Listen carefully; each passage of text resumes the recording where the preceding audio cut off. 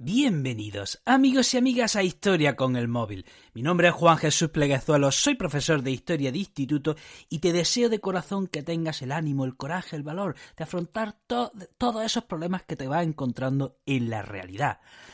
Antes de empezar con el programa de hoy, un anuncio muy importante. Este episodio ha sido patrocinado por triunfacontublog.com. Triunfacontublog.com es un método compuesto de una serie de cursos en los que se te va enseñando paso a paso a cómo crear un blog y a vivir de él. ¡Ojo! A tener un blog y vivir de él, lo importante que puede ser esto hoy día. Lo interesante de este método es que, es un itinerario y va empezando desde cero, no necesitas conocimientos previos, y se te va enseñando, pues cómo hacer tu página web a través de WordPress, cómo posicionar tu blog en Google, cómo promocionar tu blog a través de redes sociales y finalmente se te enseña cómo monetizarlo. Todo esto desde 18 € al mes. Yo ahora mismo estoy haciendo el segundo módulo, que es el de WordPress, y yo ya sé de WordPress, sé algo de WordPress, pero me está viniendo muy bien para repasar conceptos, porque yo este método es la segunda vez que lo hago. Yo lo hice hace 2 años y ahora lo estoy volviendo a hacer. Y de verdad que hoy día lo que se enseña en este método puede ser absolutamente necesario en los tiempos que corren. Te dejo el enlace en las notas del programa. Bueno, empecemos con el programa de hoy. Vaya programa tan interesante. Vamos a hablar de los incas. ¡Qué pasada! Miren, los incas son ese pueblo, ese imperio que ocupaba pues casi toda la cordillera de los Andes a la llegada de los españoles. Fíjense la extensión del imperio inca. Miren, el imperio inca ocupaba el actual Perú, Bolivia, Ecuador, Chile, parte de Argentina y parte de Colombia. Tenía 4.000 kilómetros de largo. 4.000 kilómetros de largo. O sea, como si pone a 4 España en fila, pues eso es el imperio inca. Era un imperio enorme. De alguna manera el imperio inca ocupaba pues toda la franja de los Andes hasta la costa. Desde luego que la geografía, o sea, no puede haber geografía más complicada para construir un imperio tan grande. O sea, no puede haber una geografía más difícil para construir un imperio de 4.000 kilómetros de largo. Yo creo que el origen de todo empezó de alguna manera en una tribu, estaba un inca y le dice a otro: oye, ¿a que no construimos un imperio en una geografía imposible? Dice el otro que no, ahora verás. Y venga, y construyeron ese imperio, ya digo, en una geografía que es muy difícil. Fíjense, la cordillera de los Andes es la segunda cordillera más alta del mundo. ¿Cuál es la primera? Muy bien, te he oído bien. El Himalaya. Y tiene una altitud media de entre 3.000 y 4.000 metros. Entre 3.000 y 4.000 metros. Allí es donde se construyó el imperio de los incas. Pero, bueno, me ha pasado realizando este podcast lo mismo que me pasó con preparándome el tema de los aztecas. Que al prepararme el tema de los incas me doy cuenta que tengo que preparar otros 15 o 20 podcasts más, porque este tema da muchísimo de sí. Resulta que, por lo menos desde España, cuando hablamos de los pueblos precolombinos, siempre hablamos de los mayas, de los aztecas y de los incas. Bueno, pues no, resulta que hay muchísimos pueblos más anteriores a los aztecas, anteriores a los incas. Por ejemplo, vamos a hablar de un poco de los pueblos preincaicas. Miren, atención a la cantidad de culturas anteriores a los incas. Tenemos la cultura chavín, tenemos la cultura sechín, tenemos una cultura, esta les va a sonar, la cultura de los nazca. ¿De qué nos suena? ¿De qué nos suena esta cultura de los nazca? Atención, los nazcas se dedican a realizar unos dibujos gigantes en el suelo que solo son perceptibles desde las alturas. O sea, se dedican a hacer dibujos gigantes, monumentales en el suelo y solo se puede ver en un avión o si era un pájaro. Si era un pájaro lo ves, pero si no era un pájaro no lo ves. O lo ves desde un avión. O también, si era un extraterrestre también lo puedes ver. ¿Por qué construían esos dibujos gigantes? Madre mía, este es uno de los grandes misterios que va a quedar ahí para la historia. Tenemos la cultura moche, tenemos la cultura chimú, tenemos la cultura de Tiahuanaco. También tenemos, atención, al pueblo de los chachapoyas. He escuchado unas risas por aquí. Para los de Latinoamérica puedo decir que nada más pronunciar este nombre, muchos españoles se han reído. Chachapoyas. Ya sabéis lo que significa, ¿no? En España. Entonces, y esto es interesante, vamos a decir algunas cosas. Por ejemplo, de los chachapoyas, dicen los cronistas españoles que era un pueblo de tez blanca, como la europea. Y dices, ¿cómo puede ser? ¿Cómo puede ser? ¿Cómo puede ser que entre esos pueblos incaica o pre-incaica hubiera un pueblo de tez blanca como la europea. ¿Acaso tenían ascendencia europea? ¿Acaso este pueblo, acaso hubo alguien antes que Cristóbal Colón, algún europeo anterior a Cristóbal Colón que llegó a América y llegó hasta la cordillera de los Andes? Otro misterio más que va a quedar para la historia. Y hablemos de una cosa muy interesante de la cultura moche. Miren, vamos a hablar del hombre de Zipán. Resulta que en 1987 en Perú, Perú sucede lo siguiente, que Perú es uno de los países del mundo con mayor número de tesoros arqueológicos descubiertos, por descubrir y saqueados. Solo hay un país que pueda ser comparable al caso de Perú. A ver, ¿quién me sabe decir un país con una cantidad de tesoros arqueológicos casi que parece infinita, que muchos descubiertos, muchos enterrados y muchos saqueados? Pues Egipto. Egipto y Perú en ese sentido son primos hermanos. La cantidad de tesoros que tienen es tremenda y en ambos casos es tanto el patrimonio que tienen que no lo pueden proteger. Y eso da lugar al saqueo.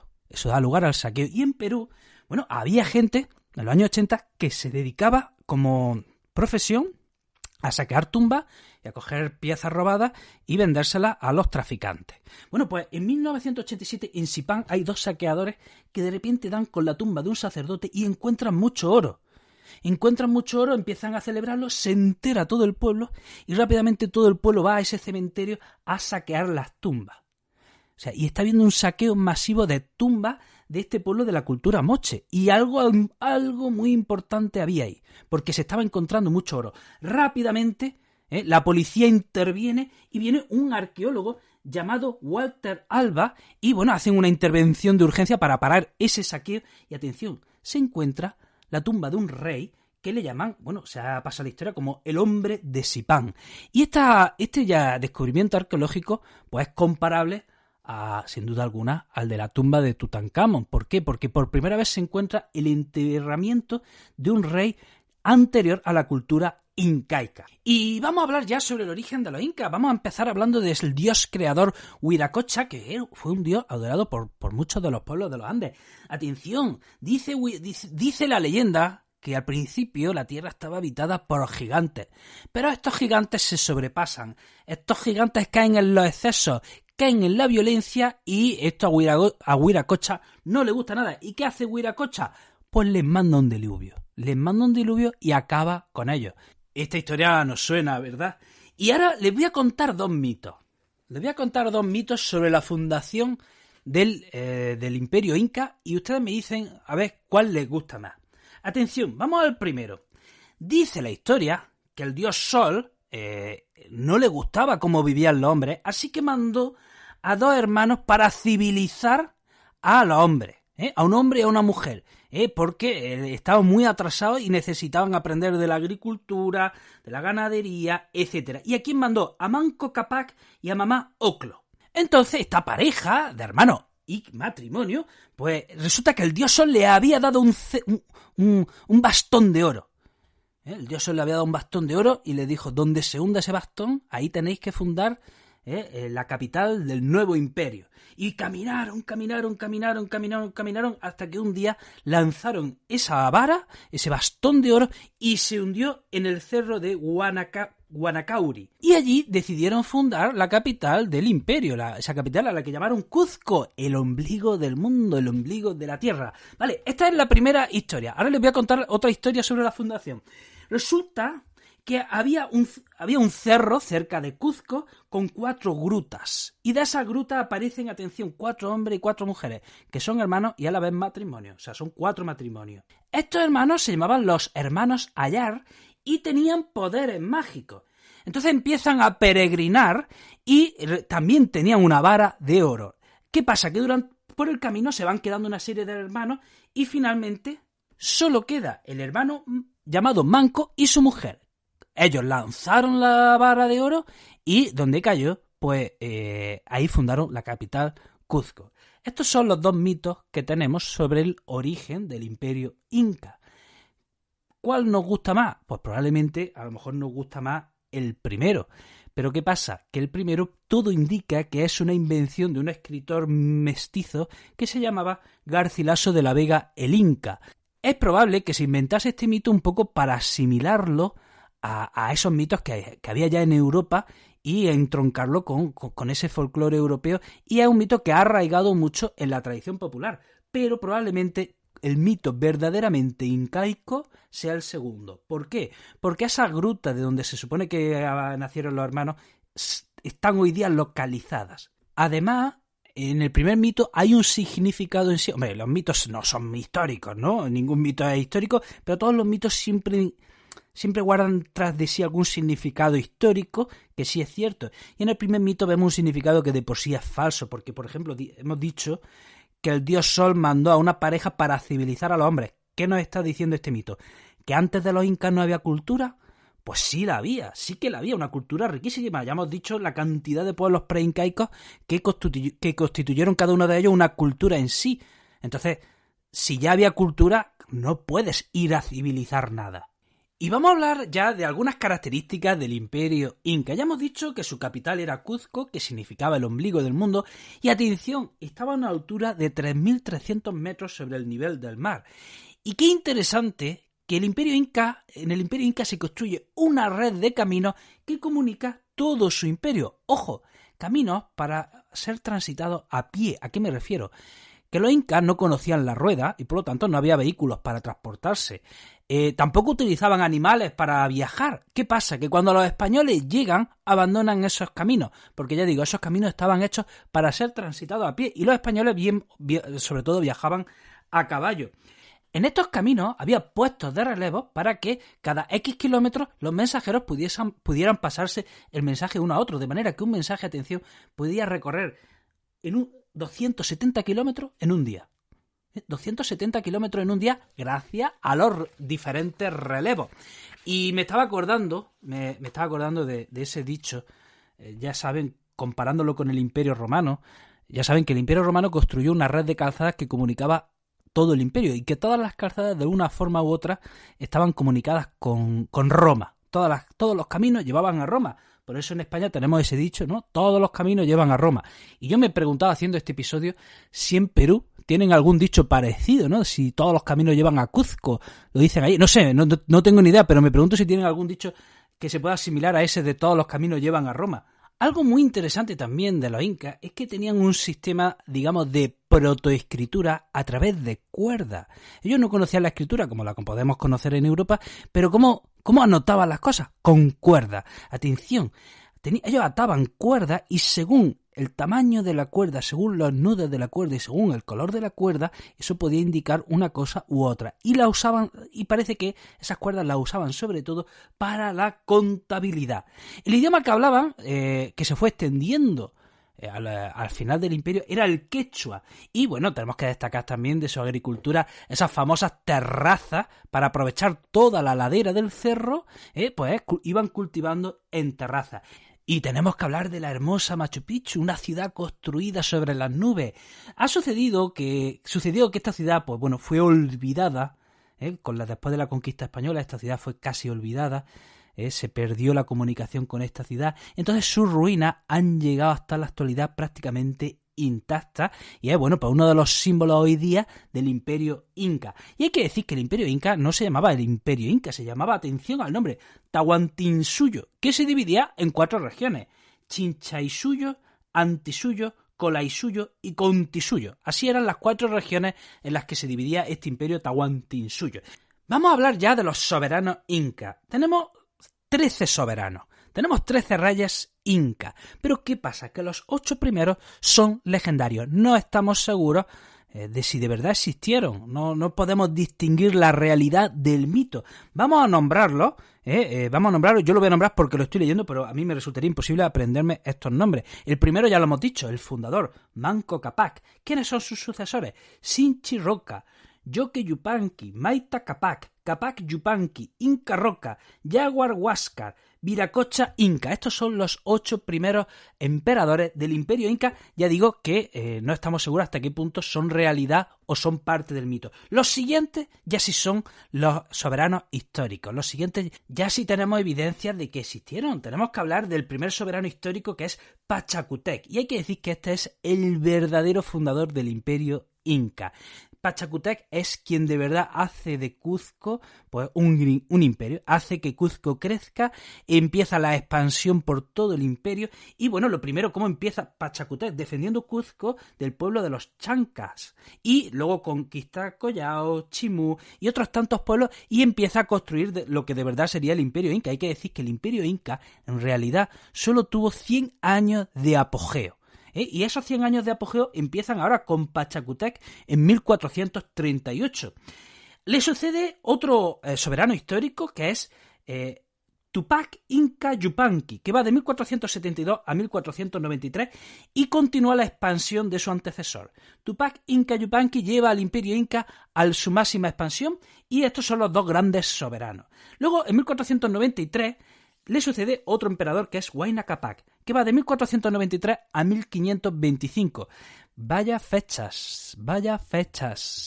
¿Qué les dicen estas fechas? 1493, 1525. Son fechas relevantes, muy relevantes, ¿verdad? Señores, 1493. Cristóbal Colón vuelve del Caribe hacia España, y en cuanto llega a España prepara su segundo viaje. 1525. Los españoles llevan ya unos años asentados en la capital de Tenochtitlán, que ya han conquistado, y empiezan a consolidar su expansión por ese nuevo mundo. Bueno, pues decía que Huayna Capac se dedica a sofocar rebeliones, se dedica a consolidar las conquistas de sus antecesores, pero en una campaña Huayna Capac se siente enfermo, una enfermedad rara, no una enfermedad que nadie había pasado hasta entonces. Empieza a sentirse enfermo y muere. ¿De qué parece que muere? Pues parece que muere de la viruela. La viruela, dices, ¿pero cómo va a ser eso? ¿Cómo va a ser eso si la viruela es una enfermedad europea y los españoles todavía no han llegado? Todavía no hemos hablado de los españoles. Pues efectivamente, los españoles, ya lo hemos hablado en otros episodios, llevan a América un arma de la que no eran conscientes, y son pues enfermedades para las cuales los nativos americanos no estaban inmunizados. ¿Por qué? Pasaba que en Europa llevamos ya varios milenios de contacto cercano con los animales. Ya se sabe que las grandes pandemias vienen del contacto del hombre con los animales. Son enfermedades animales que mutan y pasan a los humanos y causan estragos. Bueno, pues los españoles llevan esas enfermedades a América, y ellos no eran conscientes de lo que estaba pasando. Los españoles no eran conscientes de que estaban llevando ese mal consigo. Y claro, los nativos nada, no estaban nada inmunizados contra esas nuevas enfermedades que se iban contagiando de manera muy rápida. Entonces, la viruela llega a los incas unos años antes de que lleguen los españoles. Sucede que el hijo de Huayna Capac muere también, y parece que también de viruela, y entonces el imperio queda dividido entre dos sucesores de Huayna Capac. Estamos hablando de Huáscar Inca y Atahualpa. Huáscar Inca se queda al sur y Atahualpa se queda al norte. ¿Qué hacen los dos? ¿Se contenta cada uno con lo suyo? No, para nada. Empieza una guerra civil. Empieza una guerra civil que asola todo el imperio entre los dos hermanos, Atahualpa y Huáscar Inca. Y mientras los incas guerreaban entre sí, en 1531 Pizarro iniciaba su tercera expedición al sur. Ahora sí, Pizarro iba en serio. En esta tercera expedición, Pizarro estaba dispuesto a conquistar ese gran imperio del que le habían hablado. Y en ese tercer viaje va al sur y llega a un pueblo que ya conocía de sus anteriores viajes. Este pueblo se llamaba Tumbes, pero atención, en sus dos anteriores viajes, Pizarro, cuando había estado en Tumbes, pues Tumbes estaba bien, pero es que en este tercer viaje llega y Tumbes está arrasada, está destrozada, y le cuentan que el imperio está en guerra.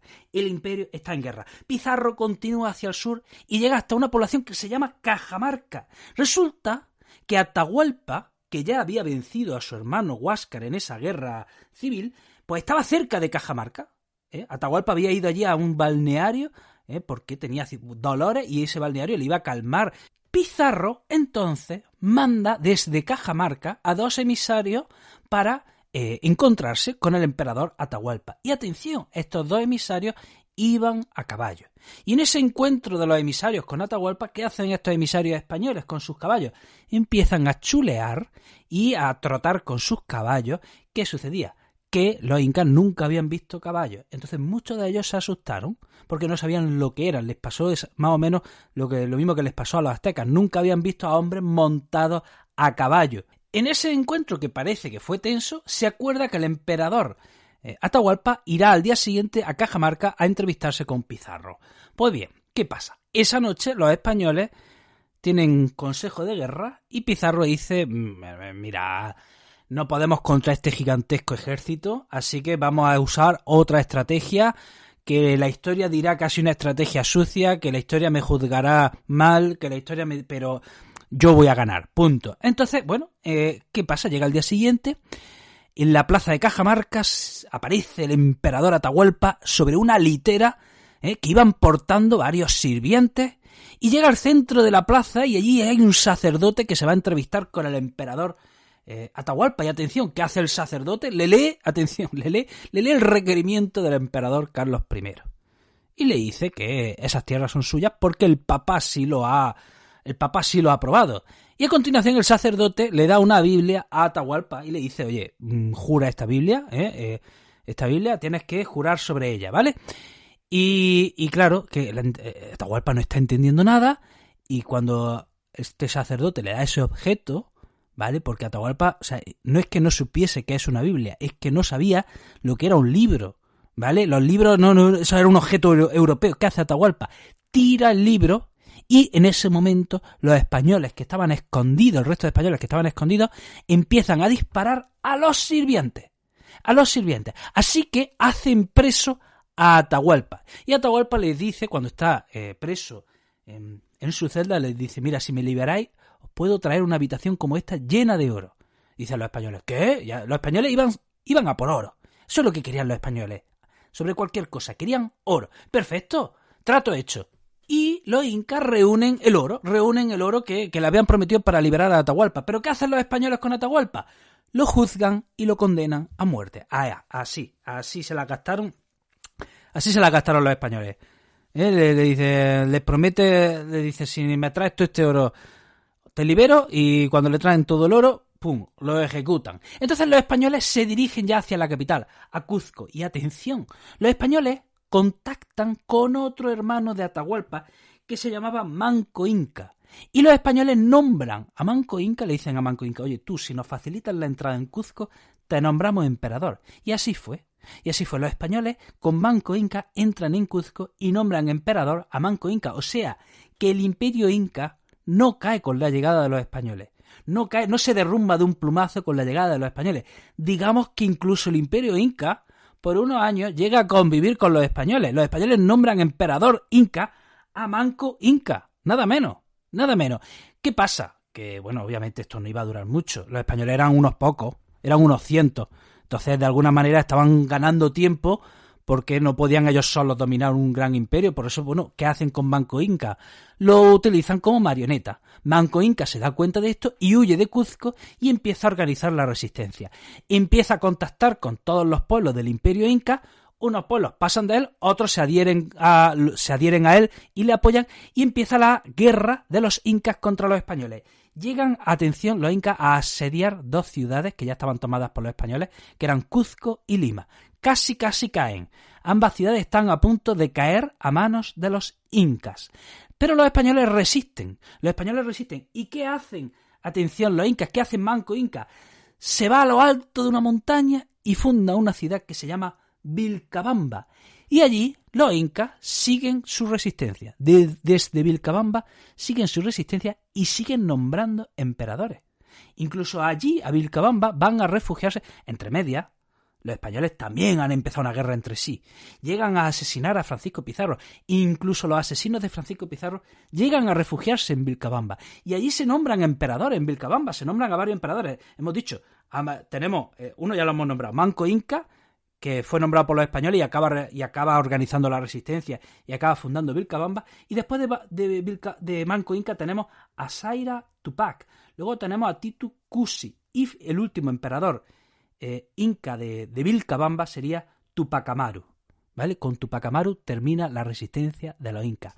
Bueno, hasta aquí el programa de hoy. Qué interesante, qué interesante. Tengo que hacer otros 15 podcasts más de los pueblos preincaicos. Te recuerdo, este episodio ha sido patrocinado por triunfacontublog.com. Te dejo el enlace en las notas del programa. Sin más, te mando un fuerte abrazo, te deseo lo mejor y nos vemos en el próximo episodio.